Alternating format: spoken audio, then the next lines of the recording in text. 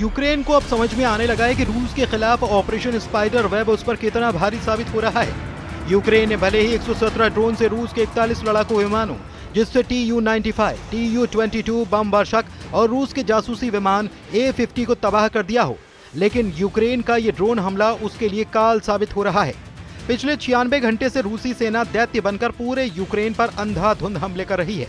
रूस के इस्कंदर मिसाइलों ने यूक्रेन में भयंकर तबाही मचाई है। ईरान से मिले शाहिद ड्रोन ने कम से कम यूक्रेन के 12 शहरों को भून कर रख दिया है। सैन्य ठिकानों से लेकर आवासीय इलाकों तक रूस ने पूरी तरह से उन्हें भस्म कर दिया है। यूक्रेन के खार्किव पर अब तक का सबसे शक्तिशाली हमला रूस की तरफ से किया गया। रूस इस वक्त यूक्रेन सुरक्षा सेवा यानी कि SBU के ठिकानों को टारगेट करके हमले कर रहा है। इसने ही रूस के खिलाफ ऑपरेशन स्पाइडर वेब को अंजाम दिया था। इधर दूसरी तरफ 75 मिनट तक पुतिन से फोन पर बातचीत करने वाले राष्ट्रपति ट्रंप ने घबराकर यूक्रेन की मदद करने से साफ मना कर दिया है।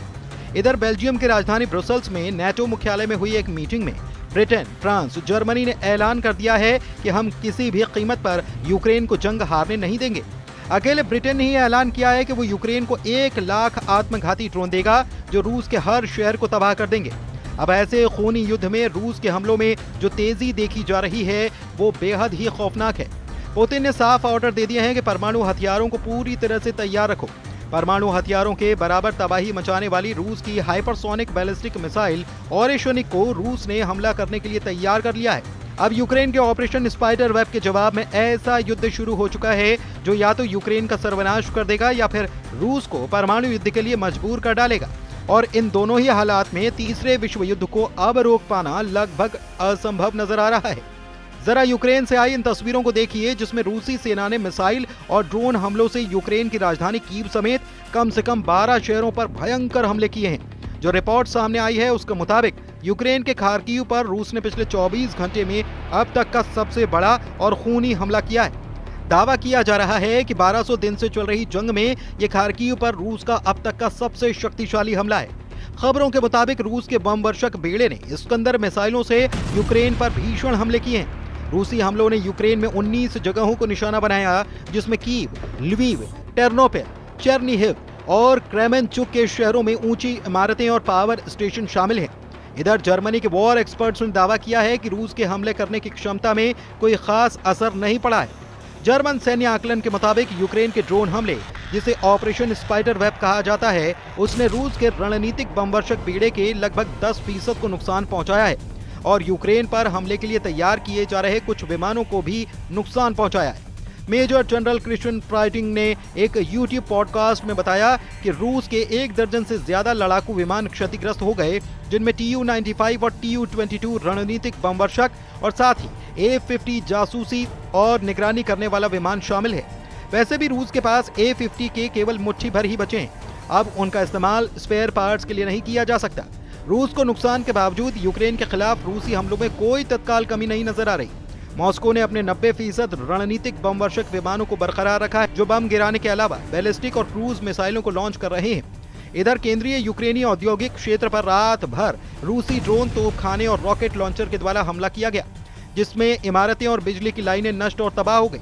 रूस ने गाइडेड बमों से यूक्रेन के सुलेनिकीवस्की जिले पर हमला किया। अमेरिकी अधिकारियों ने रॉयटर्स को बताया है। एक वरिष्ठ पश्चिमी राजनयिक ने रूसी सेना की तरफ से एक विशाल, क्रूर और लगातार चलने वाले खूनी हमलों की आशंका जताई है।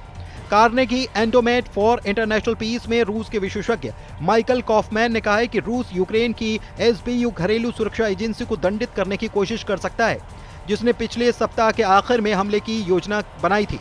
फिलहाल तो यूक्रेन इस वक्त रूसी हमलों से बुरी तरह से तबाह हो रहा है और ज़ेलेंस्की दुनिया भर से मदद मांग रहे हैं। अब आप जरा यूक्रेन के खार्किव की तस्वीरें देखिए, जिस पर रूस ने Iran drone, Shahid, Iskander missile और अपने लड़ाकू जेट सुखोई 35 से सीधे हमले किए हैं। रूस ने खार्किव पर किए हमलों में गाइडेड बमों का जमकर इस्तेमाल किया। 6 जून से अब तक रूस ने कीव समेत यूक्रेन के 19 इलाकों पर मिसाइलों और ड्रोन से भारी हमला किया।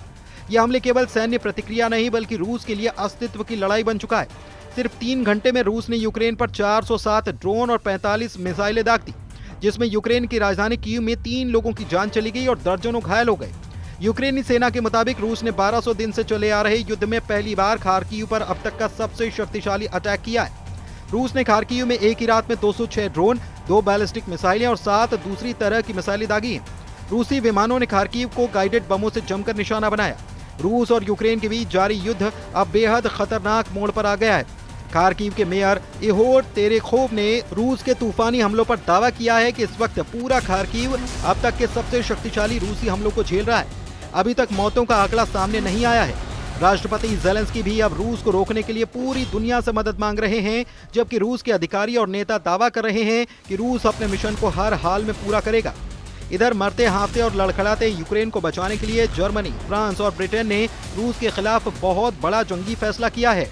जो खबरें आ रही हैं उसके मुताबिक बेल्जियम की राजधानी ब्रुसेल्स में नेटो मुख्यालय में हुई एक मीटिंग में ब्रिटेन, फ्रांस और जर्मनी ने यूक्रेन को बेहिसाब मिसाइल और ड्रोन देने का ऐलान कर दिया है। पहले ब्रिटेन ने यूक्रेन को 10,000 ड्रोन देने की योजना बनाई थी, लेकिन उसे बढ़ाकर 10 गुना कर दिया गया। ब्रिटेन यूक्रेन को 1 लाख आत्मघाती लड़ाकू ड्रोन देने जा रहा है। ब्रिटेन यूक्रेन को कुल 4.5 अरब पाउंड की सैन्य सहायता दे रहा है, जिसमें 350 मिलियन पाउंड सिर्फ ड्रोन कार्यक्रम के लिए रखे गए। तो जर्मनी भी यूक्रेन को लंबी दूरी तक मार करने वाली मिसाइलों की सप्लाई करने के लिए तैयार हो चुका है। इन दोनों देशों से मिलने वाली मदद के बाद सवाल ये उठा है कि क्या अब रूस यूक्रेन युद्ध का पासा पलटेगा? क्या नई हथियार शक्ति से यूक्रेन रूस पर भारी पड़ सकता है? और क्या अब ये जंग किसी निर्णायक मोड़ की ओर बढ़ रही है? इधर खबर यह है कि रूस जिरकॉन मिसाइलों से बड़ा हमला भी कर सकता है। इसे रूस की रक्षा प्रणाली में सबसे आधुनिक और घातक हाइपरसोनिक मिसाइल माना जाता है। ये जिरकॉन हाइपरसोनिक एंटी-शिप मिसाइल है। ये मिसाइल हाइपरसोनिक स्पीड यानी कि ध्वनि की गति से 9 गुना तेज चलती है, जिससे कि इसको पकड़ना या मार गिराना लगभग नामुमकिन हो जाता है। इसकी रेंज करीब 1000 किलोमीटर तक की है। अभी जो हालात चल रहे हैं उसके मुताबिक रूस ऐसे मिसाइलों से हमला करना चाहता है जो परमाणु मिसाइलें तो न हो, लेकिन उसमें विनाश करने की क्षमता परमाणु बम जैसी हो। दावा तो यहाँ तक किया जा रहा है कि रूस अपनी ऑरिशनिक बैलिस्टिक मिसाइल से भी हमला करने जा रहा है, जिसके बारे में दावा किया जाता है कि ये 11 मैक यानी कि 12,300 किलोमीटर प्रति घंटे की रफ्तार से हमला करती है। इसने 15 मिनट में 1000 किलोमीटर की दूरी तय कर ली। ऑरिशनिक मिसाइल 6 वॉरहेड से लदी होती है, जिसमें प्रत्येक में 6 हथियार और विस्फोटक लदे होते हैं। रूस की ऑरिशनिक बैलिस्टिक मिसाइल के बारे में दावा किया जाता है कि इसका तापमान सूरज की सतह के बराबर पहुंच जाता है जब यह अपने लक्ष्य को तबाह करती है। तब ऐसे हालात में यूक्रेन पर अगर इन मिसाइल से अटैक हुआ तो दुनिया का कोई एयर डिफेंस सिस्टम यूक्रेन को बचा नहीं पाएगा। और ऐसे हालात में अगर रूस पर फिर से यूक्रेन ने कोई बड़ा हमला किया तो निश्चित है कि रूस परमाणु जंग के लिए मजबूर हो जाएगा।